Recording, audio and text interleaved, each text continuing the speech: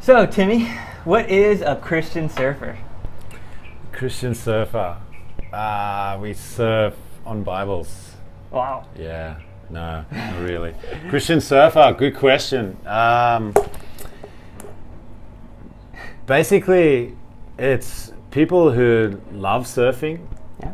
who go surfing, have a passion and follow Jesus, and they want to share that with the world. You know, what Jesus is doing through their life and what Jesus has done for them. So people think that's a weird combination, Christian and surfer. It sort of goes against the grain a little bit. Because I think surfing culture in most countries has a bad rap. Oh, yeah. You know, lots of partying, lots of drugs. I mean, it's taken a long time for the Australian society to sort of see surfing as a mainstream thing rather than just a whole bunch of beach bums hanging out. I guess it was the same in the States, right? Oh, yeah. You know, Christian Surfers is grown into an organisation which is in over 30 countries now around the world.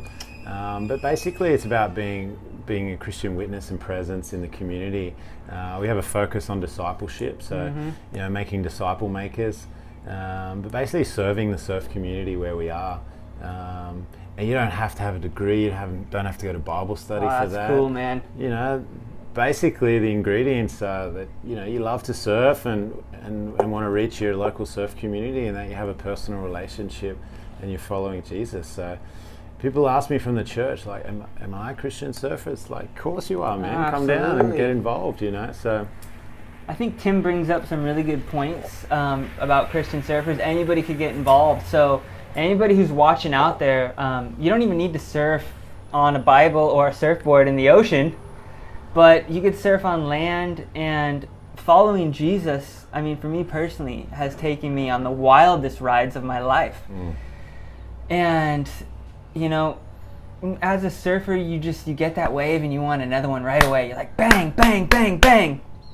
Session's over and you're thinking about the next day, you're frothing, but ultimately waves are created from our Heavenly Father, and it's just, you learn to ride waves even not in the ocean, and it's much more sustainable. It keeps the stoke sustainable throughout life, and it's a really beautiful balancing option to have Jesus with the surf. So I think it's an amazing thing, and I'm glad I hooked up with you guys and to learn more.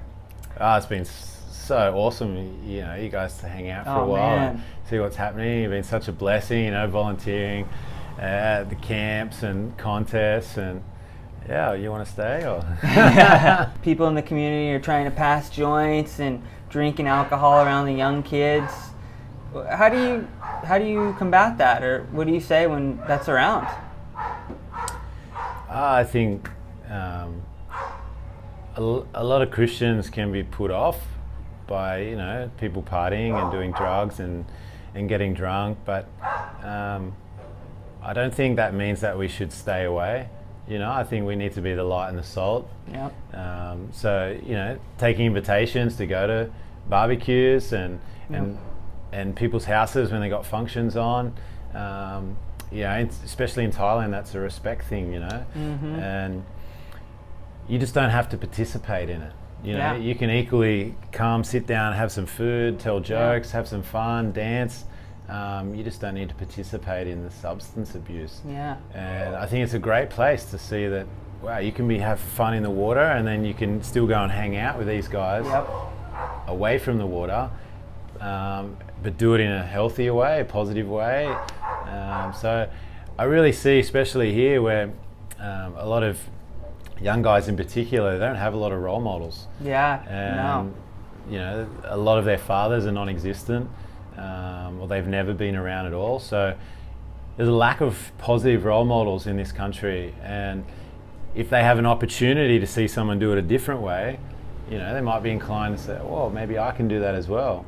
I think a lot of people are suffocated in their group of friends, seeing that they have to do this and take that and be like that, but maybe inside they're not really feeling like that. And if they have an outlet or someone else that they can really be themselves with, then awesome, man.